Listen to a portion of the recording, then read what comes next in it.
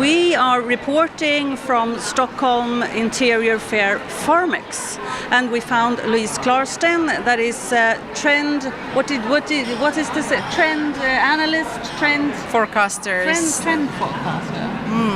And as I understand, you have the latest trends for the future in interior design and. Yes, well, we work with our mission is to work with design departments all over Scandinavia with international global trends from different design agencies around the world. So forecasting colors, forms, shapes, surfaces, what's happening in design over all areas. So it can be fashion, it can be accessories, it can be furniture, industrial design. Basically, my opinion is that they are so strongly linked today that you can actually make a good conclusion and you don't have to care so much which area is what. So you have a lot of books here with all different kind of trends for the future. You promised us a little peek in the future. So yes, what we talked about several things here to show you for spring. One major, quite unexpected area is to see that the brown colors are coming back very strongly, and we believe in brown as the new grey, much more soft. It will first happen maybe in accessories and in if you imagine in wood. So a wood piece, a wood furniture, or a part of a product in wood would sort of give the feeling of the natural feeling. But I think also we're quite interested to buy transseasonal. We would buy cushions that we will have both for summer and winter, and we just make the accessories around it interesting and combined. But what we're looking at here is more deep original colors used in a very muted way, in a very almost washed way. So it can be an antique pink that goes together with the very soft browns, and the yellow in a very nice way that complements the colors. So that's one sidetrack.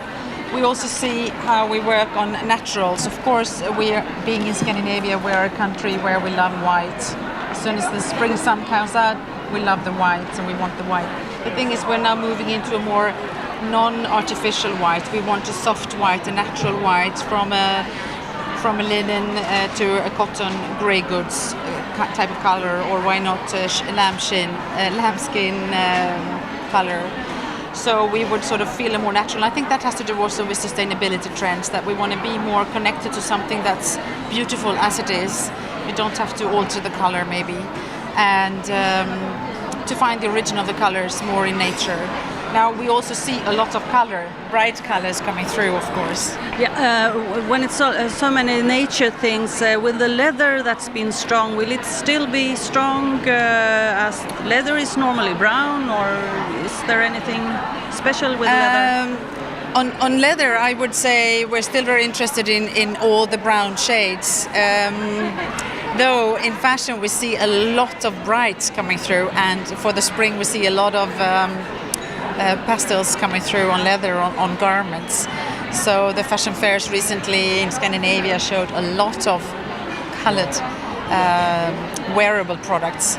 So I'm quite sure that will be picked up quickly like that, because it's fun and it's nice, and leather is a product that lasts a long time. So a cushion in leather, you'll have it for a lifetime in your favorite color. So I wouldn't be surprised. But that would be sort of a fashion type of product, of course, that would show up. Basically also what happens with the homes is that people now start experimenting a little bit more to loosen up the styles, not to be too strict, to make it personal, but to be able to find things that has a sidetrack that really gives something extra and special. People are not prepared to buy if it looks the same like everything you already have. They want to have something new that really complements what you have. There we also see how people start using color in a new way. They might work with neutrals together with brights, and maybe use black as just a little sharp accent, which would be the opposite what we're used to, where we use black as the big color and then we have the small colors as accents. So we're experimenting as consumers, but also as companies to maybe balance 2, 3, 4 different colors in one color setting, which is very interesting. It can be in one product, can be in a whole interior setup, depending on why and where. When we look into color for next winter, which is what we mostly work with now, when you talk to all the design departments, they're very, very concerned about, okay, which colors and materials for next winter. And we see also the more softer muted browns coming through, the darker brown, the more soft medium browns, and the natural colors coming from animals, from bees, etc., that would give us a feeling of being in connection with nature, but without writing it on overdoing it. But there is this colorful connection, and the dark red, that's going to be very important to carry this through. We had before, we've had a lot of leopard and crazy animal print. Yeah, we see we are working more graphical or very natural. So either more natural but not so natural color settings, or we would work more graphical. So we would pixelate the prints and make them more interesting. So that's a cool way of taking it forward, to make it more modern. I think that could be rather important, to do it more modern. Because I think consumers are now actually starting to see we are now living in the year 2000 something, and not have to always look back. We can also dare to look forward. So inspiration can be from something that was a natural print, but we take it forward. Not too aggressive, not too much at the same time. If it's a bold print, you would maybe not do the bold color. So you would go for the natural color with a bold print, or bright colors with a very simple print message. So and here you can see a very sophisticated way how you really work with the pastels, with the more burned russet and the Java colors, or the browns, the coffee colors. So I think that's going to be interesting to see how we can develop there. And of course there is more to say here, but how long time do you have? There is a lot. We're also looking for brights, of course, more technical brights and so forth. And maybe here, where you take the white story for winter with the naturals, balancing warm and cold, but adding a little bit of acid yellow to make it modern. Because I think that's also a very good statement. We don't want to feel old-fashioned anymore. We want to feel that modern edge. This has a romantic feeling, nearly Roman romantic or something. I don't know. Yeah, but people also say we have a quite feminine era in thinking colors and prints, which is true. So it has sort of a background of femininity, but it's quite sharp and it's quite cool colors. And when you actually look at each color and you don't look at the prints here, they are quite male actually. So it's that, yes, it can be romantic, but maybe with a male coloring, and to make that, to experiment with the old and the new, but in a modern, clean way. I think that's going to work very well for Scandinavia. So this is from one of our partners, David Shaw, in his analysis in Pantone View. So it's used around the world.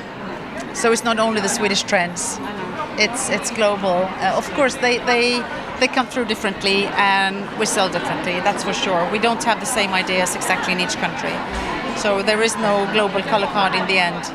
There is a local interpretation of what color means to us, because it has to do with our heritage and the light we have here. So you also have a strong feeling about how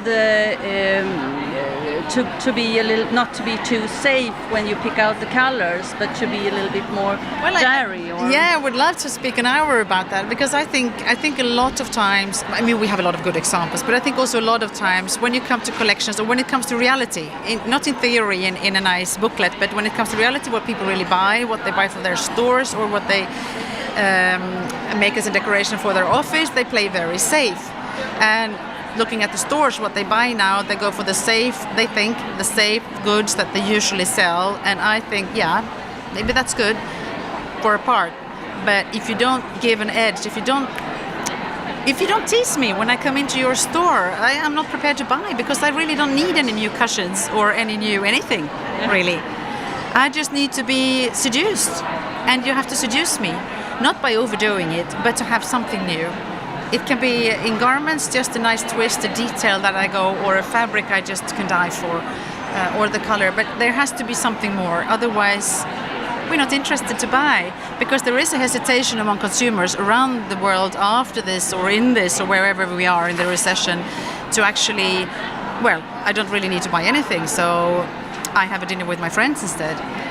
So that's good for food business, but for the rest of us, we need to be clever and play smart and not play safe, because that's going to lead to a boredom we don't want to see. We had it in the 90s and we don't want to see that again, because that took 10 years to build design back into happiness. Yeah. Okay, that's nice. And so we play smart, and thank you very much, Louise, for letting us into your world. Thank you. Thank you.